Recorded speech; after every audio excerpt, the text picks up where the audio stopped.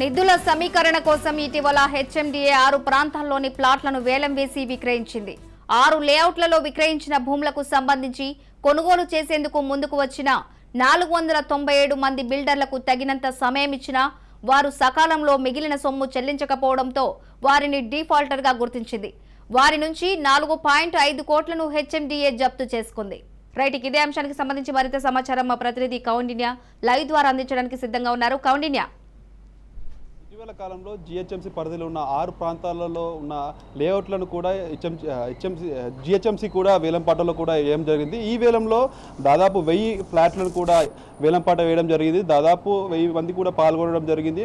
అయితే ఇందులో ఇప్పుడు 497 మంది కూడా డిఫాల్టర్గా తేలినట్టు కూడా మనకు తెలుస్తుంది. ఎందుకంటే ఎవరైతే యాక్షన్లో దిగారో వాళ్ళు సకాలంలో అమౌంట్ చెల్లించకపోవడంతో కూడా జిహెచ్ఎంసీ వారిని డిఫాల్ట్గా కూడా తేల్చడం జరిగింది. ఇప్పటికే మొత్తం 497 మంది కూడా డిఫాల్టర్గా తేల్చడం జరిగింది. మోకీలలో 148 మందిని, తొర్రూరులో 114 మందిని, బహదూర్పూర్లో 85 మందిని, బాచ్పల్లిలో 73 మందిని, షాద్బాద్లో 40 మందిని, మేడిపల్లి ఫేజ్లో ఎవరైతే ఫ్లాట్లు కొన్నారో వాళ్ళందరూ డబ్బులు చెల్లించలేరో వాళ్ళందరినీ కూడా డిఫాల్టర్గా తేల్చడం జరిగింది. దాదాపు 497 మందిని కూడా డిఫాల్టర్గా తేల్చినట్టు కూడా మనకు తెలుస్తుంది.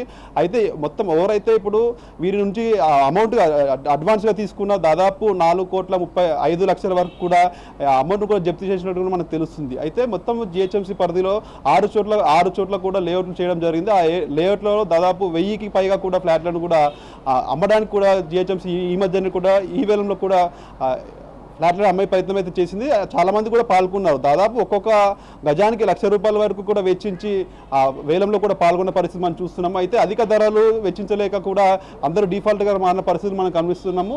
అయితే చాలామంది కూడా అప్పట్లో ఇక్కడ చాలా కారణాలు ఉన్నాయని మనకు తెలుస్తుంది. ఇప్పటికే వీరందరూ కూడా ఆ చుట్టుపక్కల ఉన్న ప్రాంతాల వాళ్ళు ఎక్కువ మంది కూడా అందులో పాల్గొని డిఫాల్టర్గా మారినట్టు కూడా మనకు తెలుస్తుంది. సకాలంలో డబ్బులు చెల్లించలేక కూడా ఇబ్బందులు పడుతున్న పరిస్థితి మనం గమనిస్తున్నాము. అయితే ఇప్పటికే జిహెచ్ఎంసీ కూడా వారికి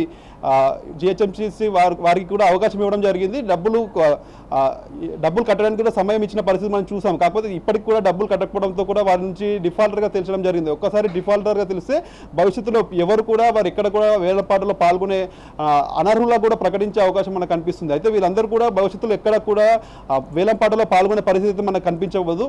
అయితే ఇప్పుడు ఓవరాల్గా చూసుకుంటే దీనికి చాలా కారణాలు ఉన్నాయని మనం చెప్పుకోవచ్చు. ఎందుకంటే మొదటి కారణం ఏంటంటే ఎవరైతే ఈ ఫ్లాట్లు లేఅవుట్లు ఉన్నాయో ఆ లేఅవుట్ చుట్టుపక్కల ఉన్న ఇళ్ల స్థలాలు కానీ వ్యాపార సముదాయాలు కానీ వారికి సంబంధించిన వారు కూడా ఇందులో పాల్గొనడం మనకు తెలుస్తుంది. అక్కడ ఉన్న రేట్లను పెంచేందుకు వీళ్ళందరూ కూడా ఇందులో వేలంపాటలో పాల్గొన్నట్టు కూడా మనకు కారణాలు కనిపిస్తున్నాయి. మరోవైపు చూసుకుంటే లావాదేవీలు అంటే బ్లాక్ మనీ ఉన్నవారు కూడా ఇందులో పాల్గొన్నట్టు కూడా తెలుస్తుంది. వాళ్ళందరూ కూడా బ్లాక్ మనీని ఇందులో పెట్టొచ్చు అనే అవకాశం ఉంటుందని కూడా వాళ్ళు అనుకున్నారు. కాకపోతే మొత్తం ఆన్లైన్ పేమెంట్ ఉండడం ద్వారా కూడా ఒకటి నగదు బదిలీ చేయాల్సిన అవసరం ఉంది. కాబట్టి నగదు బదిలీ చేయలేక కూడా చాలా మంది ఇబ్బందులు పడ్డ పరిస్థితితో డిఫాల్టర్గా మారిన పరిస్థితి కూడా మనం గమనిస్తున్నాం. ఓవరాల్గా చూసుకుంటే ప్రభుత్వం కూడా 6 లేఅవుట్లలో కూడా ఇప్పటికే 1000కి పైగా ఫ్లాట్లను కూడా వేలంపాట వేయడం జరిగింది. అందులో ₹1,00,000 అడ్వాన్స్గా కూడా తీసుకోవడం జరిగింది. అన్ని కూడా ఆన్లైన్ పేమెంట్స్ కూడా చేయాలని కూడా ఇవ్వడం జరిగింది. 6 నెలలు గడుస్తున్న దాదాపు 497 మంది కూడా అమౌంట్ చేయకపోవడంతో వాళ్ళని డిఫాల్టర్గా తెలిసిన పరిస్థితి మనకు కనిపిస్తుంది.